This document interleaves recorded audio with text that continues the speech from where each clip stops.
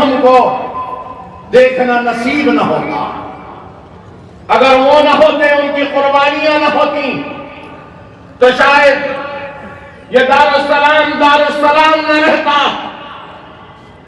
अगर वो न होते, उनकी कुर्बानियां न होती, तो शायद ये दारुस्सलाम का मैदान जिसमें आप हम बैठे हैं, ये मैदान बाकी न रहता। अगर वो न होते, उनकी कुर्बानियां न होती, तो ये दारुस्सलाम की रौनक बरकरार न रहती। अगर वो न होते, उनकी कुर्बानियां न होती, तो ये इंजीनियरिंग कॉलेज की इमारत न होती।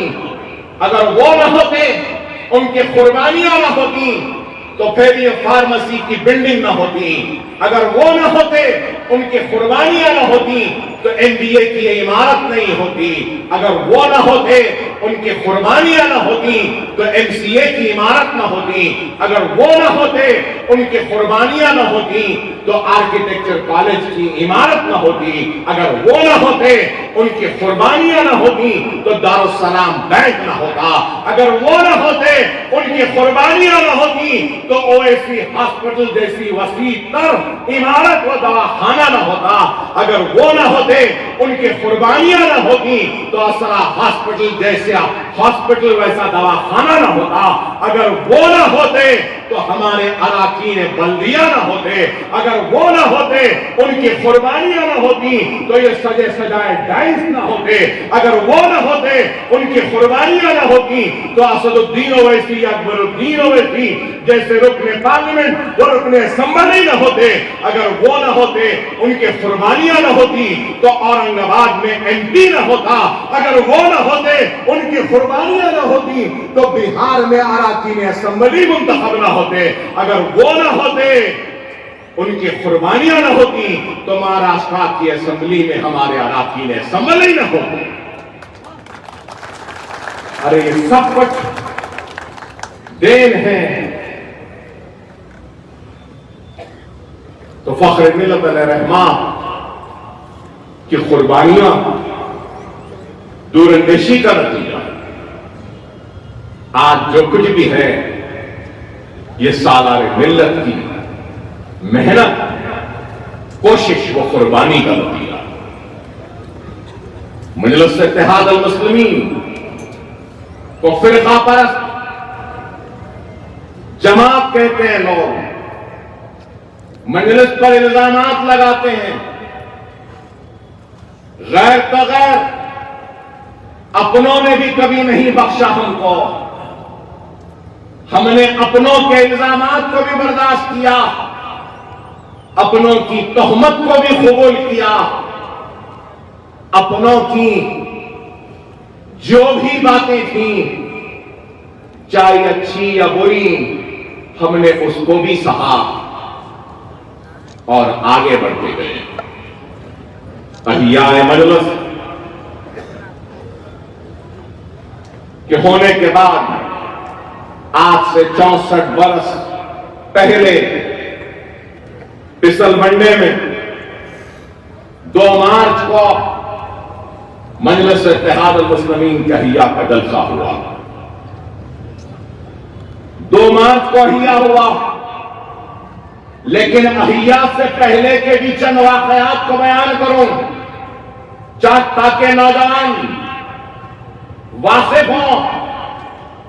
अब्दुल वाहिद ओवैसी ने फख्र मिल्लत के मजलिस की क़यादत को यूं ही नहीं ली।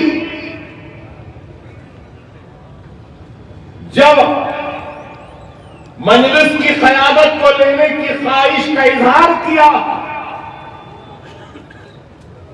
तो जिंदगी के हर शोबे हयात से ताल्लुक रखने वाले के दर पर दस्तक दी गई थी, जाकर इल्तिजा की गई थी। सरजमीन दक्खन के मायावाज तिब के मैदान से ताल्लुक रखने वालों के दरवाजे पर दस्तक दी गई थी और बोला गया था कि मजलिस की सदारत को ले लो। बड़े बड़े सरमायादारों के दरवाजे पर दस्तक दी गई थी और कहा गया था कि मजलिस की सदारत को कबूल कर लो।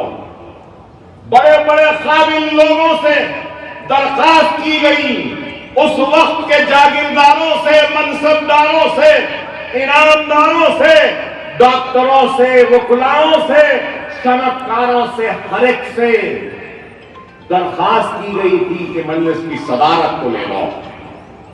कभी ये दरखास्त, ये फरियाद कि मजलिस की सदारत को ले लो, कभी गोलकुंडा की उस बुलंद फसील से टकराई और मायूस लौटी, तो कभी ये दरखास्त व इल्तिजा कि मजलिस की सदारत को ले लो, कभी चार मीनार के उन बुलंद मीनारों से टकराई और मायूस लौट गई, तो कभी ये दरखास्त के मजलिस की सदारत को कबूल कर लो, इन मजलूम मुसलमानों की क़यादत को कबूल कर लो, ये मुसीबत ज़दा मुसलमानों की क़यादत को कबूल कर लो, तो कभी ये दरखास्त दबीपुरे के दरवाजे से टकरा कर मायूस लौटी, तो हर दरवाजे से टकराई और मायूस लौटी, और आखिरी दर पर पहुंची तो किसके दर पर आई? मोहम्मद अब्दुल वाहिद ओवैसी एडवोकेट के पास पहुंची, और जब पहुंची तो क्या जुमले थे? मौलवी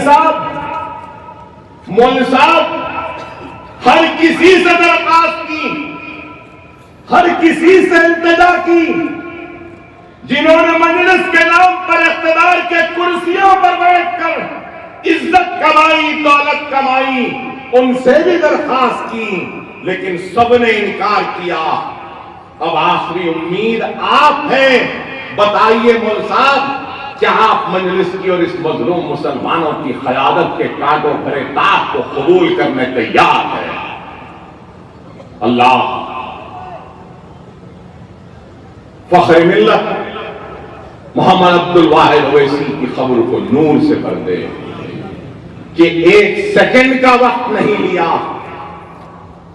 और कहा, हां मैं मजलिस और ये मजलूम मुसलमानों की क़यादत के कांटों भरा ताज कबूल करता हूं।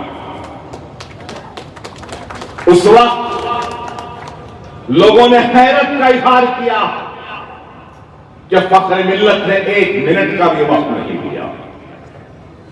मैं ये भी बताना चाहता हूं आपको, आज हम इस एक दारुस्सलाम में खड़े हैं, इस एक दारुस्सलाम को जानते हैं, लेकिन उस वक्त सारे दखन में, उस वक्त के रियासत हैदराबाद के जिले के हर हेडक्वार्टर में दारुस्सलाम था, हर हेडक्वार्टर में दारुस्सलाम था। अब मैं मजीद तफसीलात में जाना नहीं चाहता, लेकिन ये जरूर बोलूंगा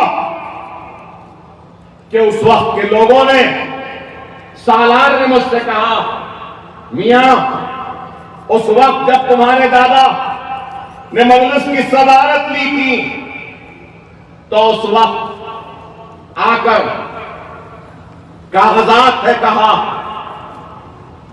कि मुख्तलिफ अजला के हेडक्वार्टर में दारुस्सलाम है, उनके कागजात हैं। तो मरहूम सदर फ़ख्र मिल्लत अलैहिर्रहमा ने कहा कि कागजात देने से पहले कागजात की फेहरिस्त बनाइए, उस पे गवाहों की दस्तखत करिए, और फिर मेरे हवाले करने के बाद मेरी दस्तखत लीजिए कि ये जायदादों के कागजात अब्दुल वाहिद ओवैसी को हवाले किए गए मौजूदा गवाहों के दरमियान। तय हुआ, लेकिन एक भी कागज न आया, न मिला, न ये दारुस्सलाम का कोई कागज मिला। मजलिस का हिया 2 मार्च को हुआ, और जो लोग मजलिस इत्तेहाद मुस्लिमीन पर इल्जाम लगाते हैं कि मजलिस इत्तेहाद मुस्लिमीन फिरका परस्त जमात है। मैं आज उन लोगों के दरमियान, उन लोगों को अपने लोगों के दरमियान में खड़े होकर वो बताना चाहता हूं कि मजलिस इत्तेहाद मुस्लिमीन फिरका परस्त जमात नहीं है। 2 मार्च को सबसे पहली करारदाद, 2 मार्च आज से 64 वर्ष पहले सबसे पहली करारदाद जो मजलिस इत्तेहाद मुस्लिमीन के इजलास में अहिया के वक्त मंजूर की गई थी, वो आज मैं यहां खड़े होकर पढ़ता हूं। पिसलमंडे के जलसे आम में मजलिस इत्तेहाद मुस्लिमीन ने जो करारदाद पढ़ी थी, वो करारदाद ये है, ये जलसे आम मजलिस के दस्तूर को बैठ आवाज मंजूर करता है और मजलिस को गैर फिरका वाराना एहसास पर बाशिंदगान हिंद की मौसर सियासी तंजीम करार देता है और मजलिस को गोशे गोशे में फैला देने का सदर मजलिस को इख्तियार देता है। और इस करारदाद में हिंदू मुस्लिम इत्तेहाद पर जोर देते हुए कहा गया कि मजलिस इत्तेहाद मुस्लिमीन के इस जलसे आम की यह ख़तई राय है। सुनो सुनने वालों, मजलिस इत्तेहाद मुस्लिमीन के इस जलसे आम की यह ख़तई राय है कि हिंदू मुस्लिम इत्तेहाद और बैन तबका जाती इश्तराक ही से मुल्क की तामीर व तरक्की के मनाजिल तय कर सकता है। कौमी इत्तेहाद को मजबूत से मजबूत कर बनाने, कौमी इत्तेहाद को मजबूत से मजबूत कर बनाने, हिंदू मुस्लिम इत्तेहाद को परवान चढ़ाने और बैन तबकाती जाती इश्तराक को आम करने के लिए मुसलमाना ने आंध्र प्रदेश वो हिंद, मुसलमाना ने आंध्र प्रदेश वो हिंद अपनी पूरी तवानाई सब करने का यकीन दिलाते हैं। ये इजलास फिरका वाराना, सुनो, ये इजलास फिरका वाराना सियासत की मजम्मत करता है और मुश्तरक सियासत पर अपने ईकान का इजहार करता है। यह है मजलिस की तारीख, यह है हकीकी मजलिस इत्तेहाद मुस्लिमीन। लेकिन इल्जाम लगाने वाले इल्जाम लगाते मजलिस पर, हमको परवाह नहीं है। इल्जाम लगाने वाले तुम लगाओ इल्जाम, हमको परवाह नहीं है। हम अपनी जिद्दत, अपने काम को जारी रखेंगे। अरे आज 64 बरस की तारीख में नशे व फरार है, उरूज व ज़वाल है, मुसीबतें हैं, कुर्बानियां हैं, जेल है तो गोलियां भी हैं, जानों की बाजियां भी हैं। लेकिन हमने इज़हार हक से कभी मुंह नहीं मोड़ा। फख्र मिल्लत अली रहमान को जेल में डाला गया, जेल में थे और 11.5 महीने जेल की सोहबतों को बर्दाश्त किया। लेकिन जैसा अहमद पाशा कादरी साहब ने कहा, क्या मुतालिबा था? एक तो नाम ये नहीं रखना, दूसरा सियासत में हिस्सा नहीं लेना। लेकिन फख्र मिल्लत अली रहमान ने मजलिस इत्तेहाद मुस्लिमीन के नाम को भी बरकरार रखा, सियासत में हिस्सेदारी का भी आगाज, जिद्दोजहद का आगाज किया।